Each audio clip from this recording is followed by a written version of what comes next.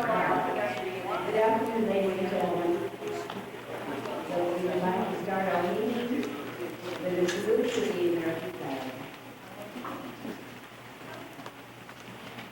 I pledge allegiance to the flag of the United States of America and to the republic for which it stands, one nation, under God, indivisible, with liberty and justice for all.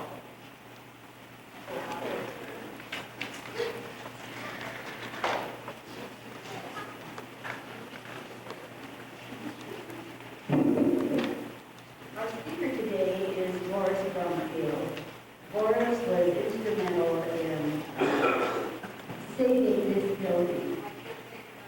When the Rick Hall burned, the firemen wanted to take possession of this building and actually the land, that they didn't want the building. They were going to tear the building down and build a new fire facility here. And with the help of Boris Brumfield and Kelly Cox, the building was saved. And that was well after 1986. 1986 is the day that we started with a little group and started collecting money. We started having bake sales and yard sales to start accumulating funds. And we were fortunate to have a large donation which will be put into a savings account. And at the time, the interest was very, very good. So we did earn a lot of money. And by the time 1990 rolled around, I think the firemen wanted to go. Was it 1990? So we were ready to go, but we had to take possession of the building first. So Kelly Cox and Horace will want to take it. So I introduce Horace Brumfield.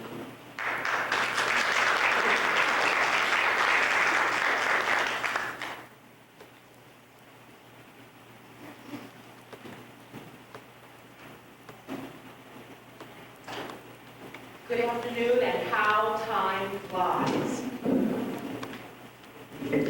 I've been away for about 3 years, and in that 3 years, it's amazing how a miracle can be born. It is a miracle that this schoolhouse is here today. The energy, the vision, the perseverance, the determination, all of those things are a miracle. I mean, this building is a testimony to your community and for your community of what a labor of love can be, because it provides concrete proof of what the wise use of time can bring. In 1984,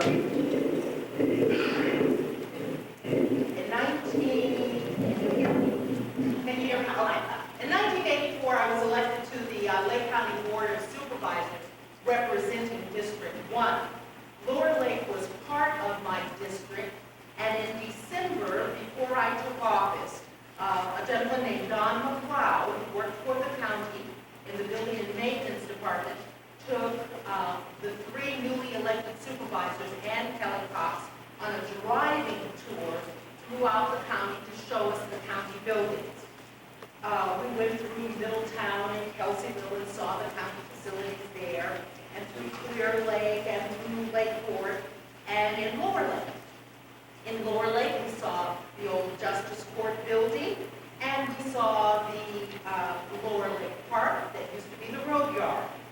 And then Don drove us up, and we saw the Lower Lake Schoolhouse. And I said, "This is a county building? I mean, what is it used for?" And Don said that, well, yes, it is a county building. The school district gave it to the county, but presently it was being used as a Grange hall. The Grange met there, and a church group met there also.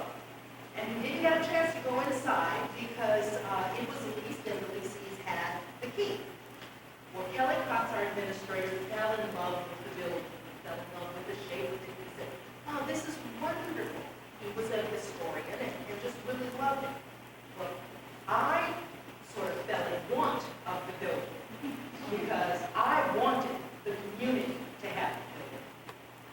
I mean, it was interesting, this 2-year period, because during that time, the state passed the Unreinforced Masonry Act, and I got to see the insides of the building and found that in addition to the Grange as occupants and the church as occupants, the major occupants of this building were pigeons. Pigeons, pigeons, and more pigeons. The county haggled back and forth on whether or not there should be anyone in the building because of liability and whether it gained historic significance. One of the county planners, John Benoit, wrote a grant, and he and I flew down to Oxnard to attend this historic preservation meeting. We wanted to apply for this grant to refurbish the building. It was questionable because the steeple had come off the building. They put plaster on. I mean, it was quite excruciatingly challenging to try and assist in this project of saving this building because some of my fellow supervisors wanted it restored. Some of the business people here in Lower Lake didn't want to save the building, didn't think it could be saved. And in all honesty, anyone in their right mind who came into this building would question whether or not this building would be saved. But I will say that those people have changed their mind. But I will also say that there were some stalwart people in the persons of Jane and John Weaver, along with Kelly Cox, who many thought were not in their right mind, but were so very, very, very determined to see this building stand. Lower Lake was experiencing many tragedies during these years. The Five Brothers burned, the Brick Hall burned, Main Street was torn up and in controversy, but the vision of some of your noted citizens remained clear. Save the school. The Clear Lake Conservation Corps was called in, the State Ag Commission was called in to deal with the pigeons. We had a group of owls who were living here, a family of owls, and anyone who has remodeled anything or has been through a really bad pregnancy, anyone who has experienced any kind of really trying experience in their life, in terms of the pain, agony, the hours, the strain that you go through, you know that there is a labor involved. There is a labor involved in building anything, and sometimes you wonder, how in the world did we do it? But this project was a project that was worth saving. It was worth the hours, the countless hours that were put into it, the hours that cannot be measured. It was worth it because of the gift that has been given to this community. The community for its future, the community, the gift of its past. Preserve it, it has no price. You are all to be commended, those of you who have spent hours on this project. It is work that continues and will continue. For your wonderful work on the part of this community and for this community, you are to be. Because when the people told you no way, in the vernacular it is, guess where? The challenge for all county buildings is that, and this still remains a county building, that it is considered non-essential. Because the state says you have to do certain things, because the federal government says you have to do certain things. So it's going to require outreach and energy that you have as citizens to really secure this gift that you have given this county. It's going to really require energy on the part of all of us to make more people aware of this blessing that we have been given. It takes more than just saving the building. It takes maintaining the building, as well as spreading the word about this wonderful gift.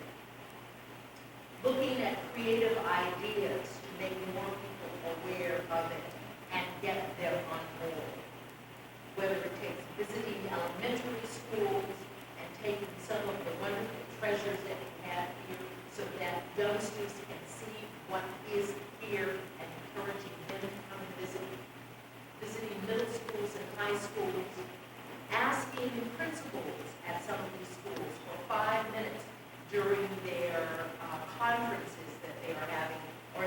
future meetings and just say, I'd like to show you what's going on down the street from me. To offer to make presentations to classes and have this become a place for site visits and field trips. Ownership is the key. Outreach to the community to help them feel the ownership to their past and make this part of their future is what we're all about and what needs to happen so that we may retain this building. Thank you.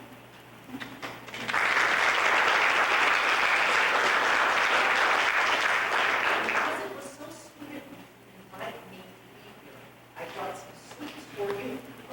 And people have asked, what are you doing now, Morris? And I said, well, I'm working for the Red Vampire Association. I brought you some visitor guides, and if you look on page 25, I'll pass them out. On the bottom right-hand corner, you'll see the Dorlitz Schoolhouse and Museum listed and the Red Vampire Visitor Guide. Thank you again.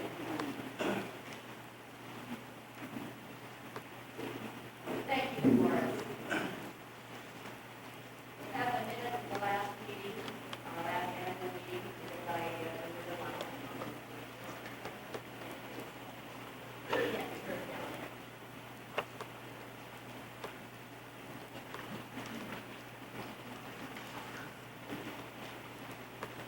Our last annual meeting was held on August 29th, 1995. That's part of the day of the welcoming address. Talked about using restrooms, and I read the minutes and tried to get the treasurer's report. Then Jane Weaver gave the annual update. She reviewed the year, talked about a number of programs and events that are going to school. April 8th, 1995, the second floor was dedicated. We had with Dan Amber. And October, the book display was well attended. The kindergarten class decorated the tree. These are all from the kids' dress. The little math girl was presented. It was a pretty cool year. She talked about the chairs being donated by the Bank of Lake County.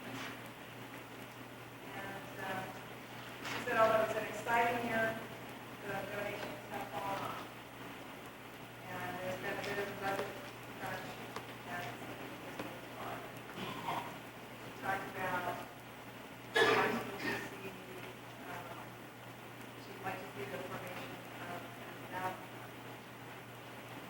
Old business, it was discussed the handicap lift. And the parking lot paving project was still on hold. And the master plan is still in the process of being completed. The elected officers, Jane Weaver was president. And vice president was Leslie Parker, secretary Roberta Lyons, treasurer Wright. Our board of directors, Elizabeth Cloud, Margaret Clark, Charlie Parker, Rebecca Schneider, Rebecca Coleman, Paula Whitney, Ariel Vincent, Tom Gator, and Tom Morales.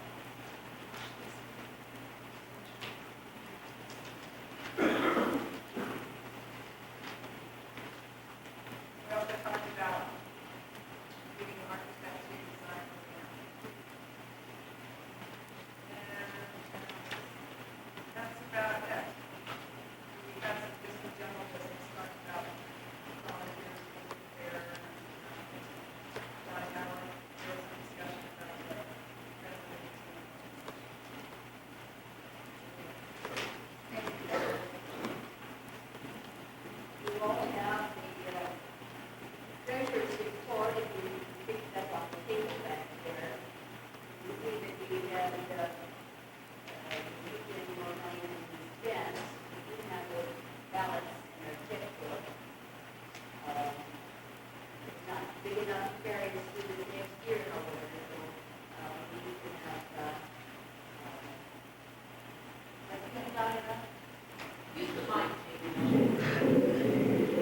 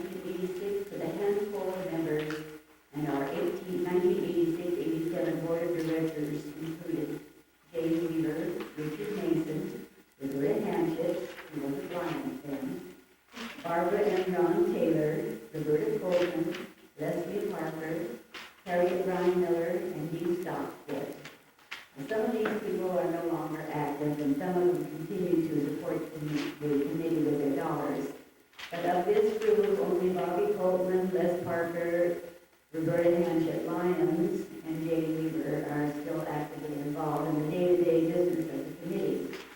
This is not to say that we do it all, because many others have come to our aid and support. It is time for new blood and renewed interest. The committee has struggled for 10 years to make this museum and its auditorium a reality. Many volunteer hours have been spent by just a few, but when we conduct school children on tours of the museum, and when we have school graduation exercises in our auditorium, we realize that those volunteer hours were very well spent. There are still a number of things that should be done to complete this project. You can see the progress that has been made in grading our parking lot, and perhaps we can now start on landscaping. The grading has provided a space for a restroom building, and plans should be drawn for the building. Let me deviate here from my written notes. The parking lot is being graded with the use of county equipment. The paving, or the road department supervisor, foreman, is donating his time on Saturdays in order to provide a training session for some of the men that are also donating their time to learn how to use the equipment. They needed someplace to practice, and so we provided it. See how things happen?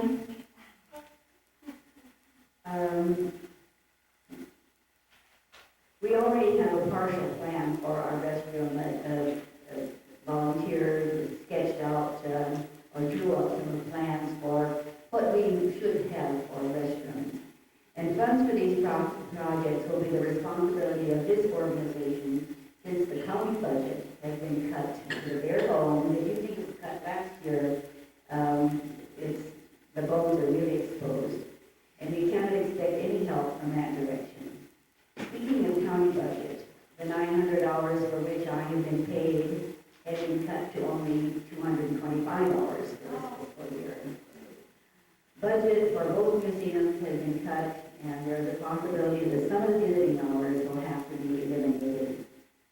The proposed plan for financial support for both museums is to have the Friends of the Museum support the Lakeport Museum, and the Lower Lake Historical School Preservation Committee support the Lower Lake Museum. If this plan becomes a reality at the time of the final budget, then we will need to find ways to earn money to keep the museum and auditorium open. This means additional successful fundraisers. The alternative is to close the museum 1 or 2 days a week. One of the ways that the museum generates funds is through the donation box at the door. The donations do not come if people do not find a way to this museum.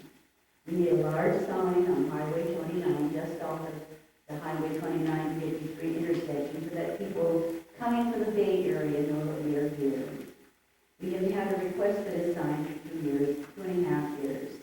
I'm sure that our attendance will increase once the sign is a reality. So there you are. This is the challenge that this organization must take on. If we are to continue to exist, then more people must become involved. End of message. We will go on to old business. The restroom, you can see the grading out here has provided a spot for the restroom, and that will be probably our next project. We have had estimates for an elevator. We thought perhaps we could build a ramp at the side, but in order to have a ramp that was the right slope for a wheelchair to go up, you would have to start the ramp way down at the bottom of the hill in order to it's just impossible. So we have a $100,000 estimate for an elevator. $50,000 for the elevator working itself structure that goes around the elevator.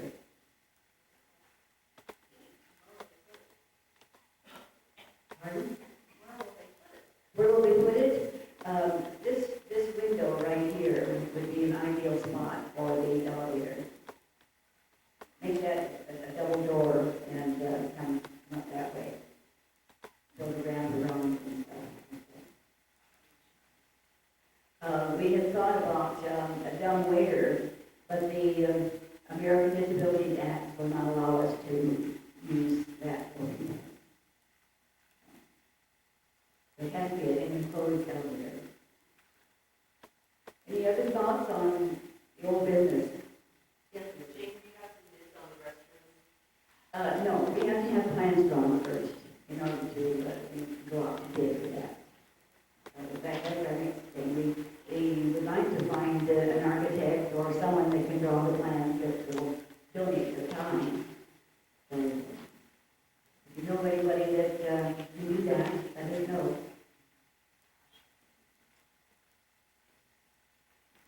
We'll go on to new business, the nominating committee report. Elizabeth Clark.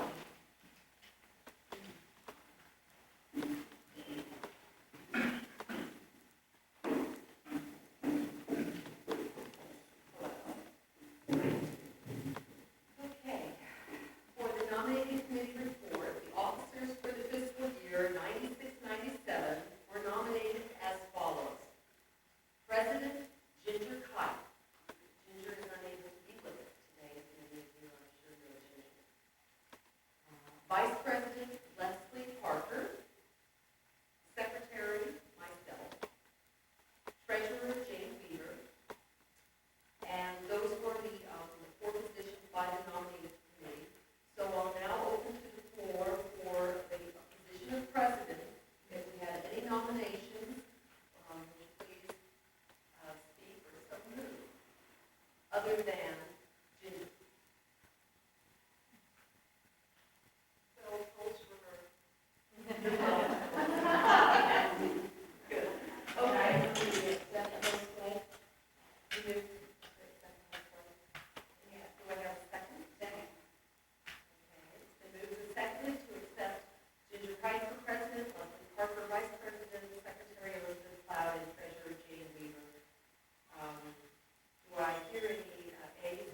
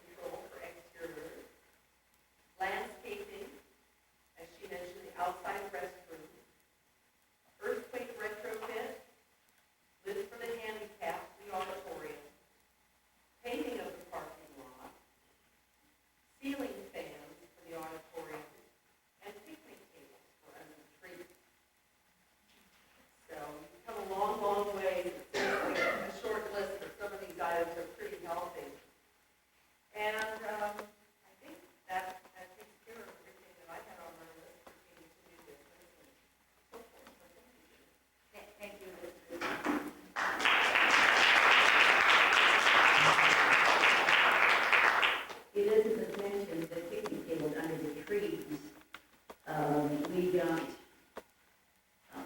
word just the other day that the tree that's right in this parking lot here is probably going to have to come down. We noticed a crack in the trunk, and it goes that way. So the tree is twisting, and a good windstorm is going to split it.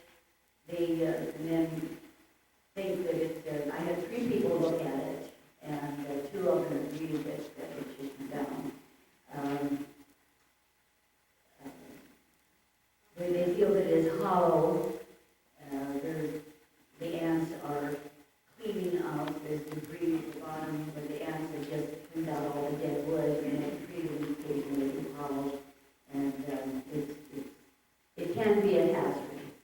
So we're going to have to think about what we can do with that. Conservation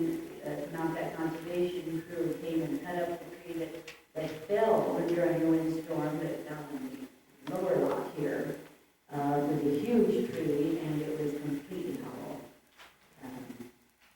It's too bad because these trees are probably the one that I'm referring to. They say is about 500 years old. So it's unfortunate that these things have to happen, but there's whether they had cut a limb off at one time or another, there was a large hole, and that's where the case starts. So,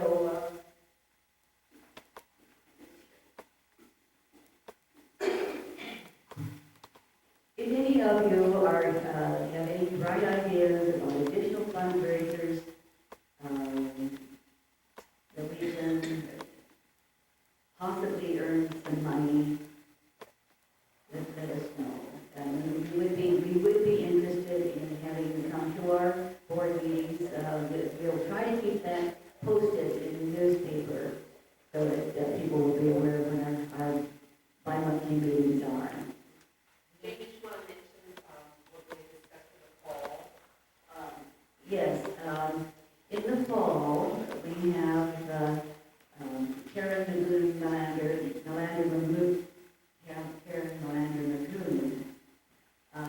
going to present her original play, musical, Lily, here on our stage. And we thought that we would have a dessert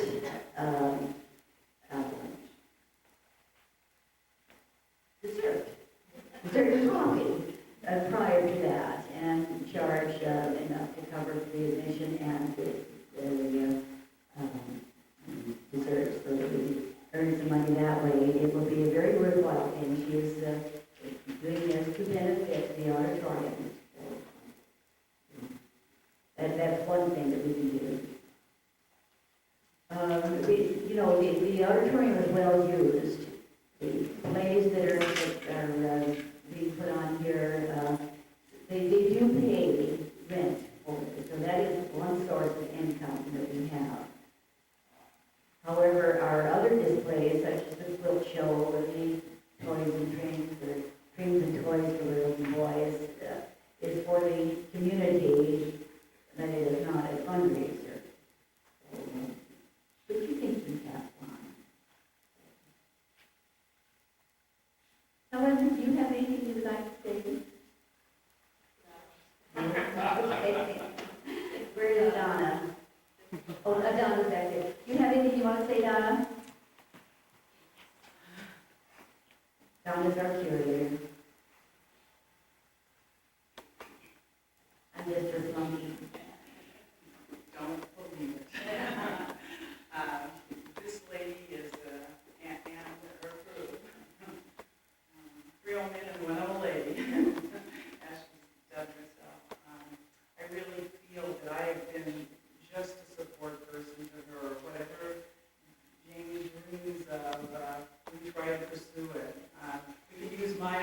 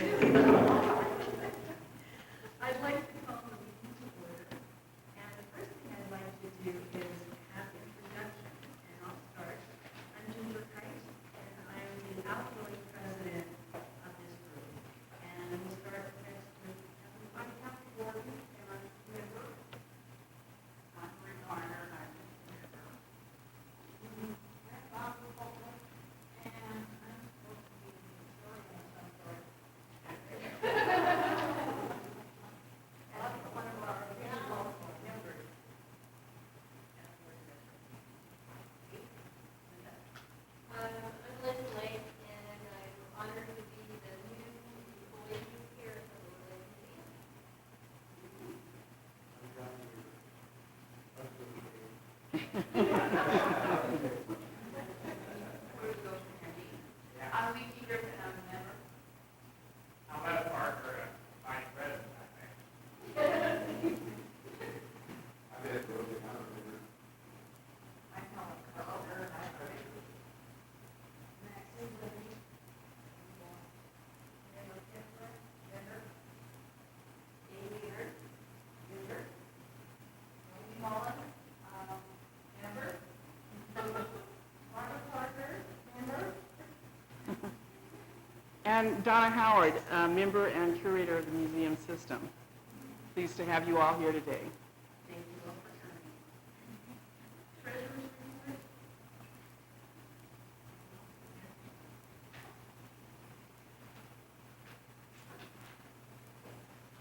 We have a summary report for each of you to look at.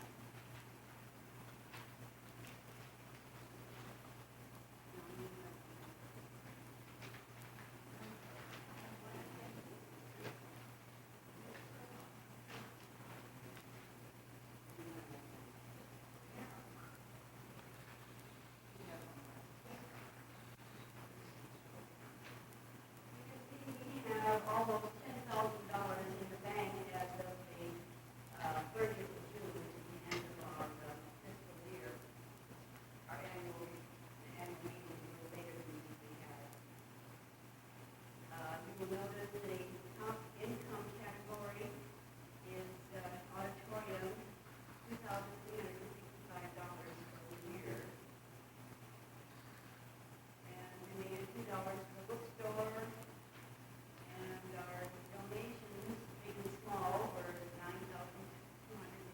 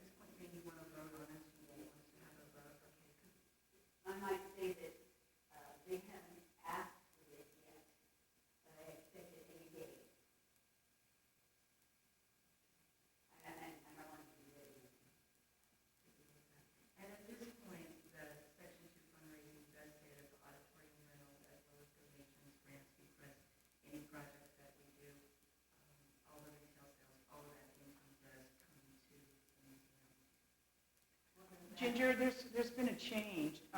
In the new budget year, it's been recommended by staff that the auditorium rental go into the general fund. So we'll be making quarterly deposits, and you will not receive the $2,000 in revenue that you received over the last year in the future.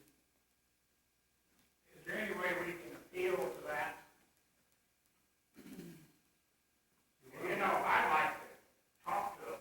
I'd be glad to go up there because this was a pile of bricks that the county could care less and probably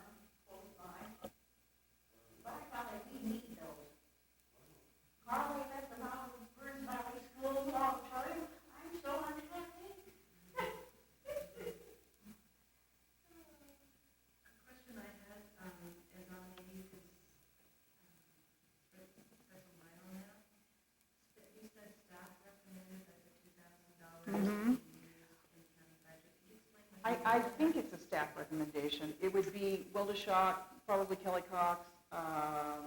I'm just guessing. I'm not sure whether it was the person who prepares the budget for the museum who recommended it. They saw it as revenue, and it was an opportunity to offset the cost of the funds that are coming from TOT funds to run the two museums, which I might say is under $80,000 a year to run two museums, which is very modest. I think my staff and myself have been towing this line for quite a few years and quite gotten into a rut doing it. So if we ever get some money, it's going to take somebody to push us along to learn how to spend money and have some fun with it. Jane's pretty good at it. She can help us.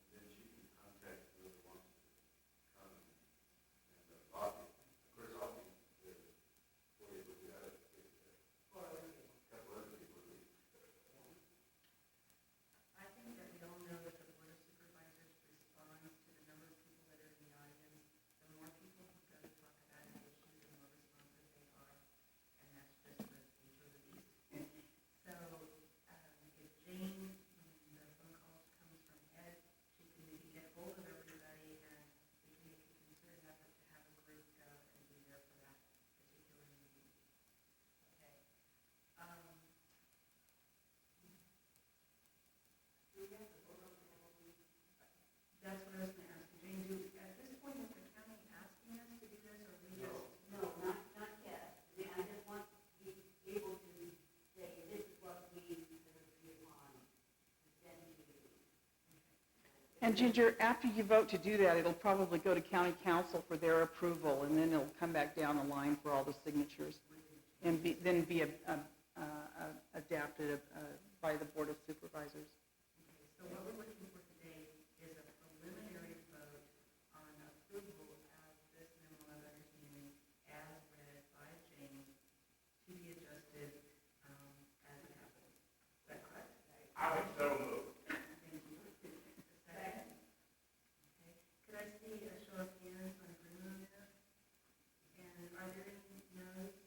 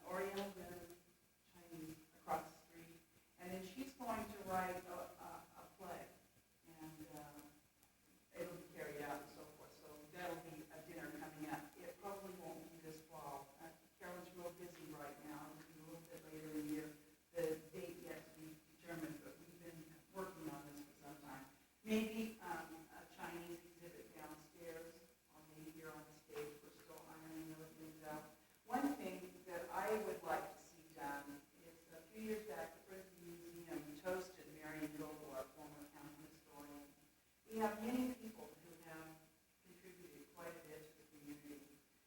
Maybe a partial roast, of that person and, their friends, of course, contributing to it. What we need is individuals from this organization to form a committee and do the research, to bring one or two individuals per year, maybe a couple of dinners, and maybe some kind of performance across the street, because the brick hall is just ideal. You can serve wine and that type of thing where you can't in county buildings, and then a short jaunt across the street for some type of parlor music or art or whatever that we might go along with the person that we're celebrating. But anyway, that's something that I would like to see done. Betty Boyce just down the street would be a good character to do. He's a sweetheart. And of course, the Jagos, we miss them. So we need to choose these people and appreciate them before they pass. Okay?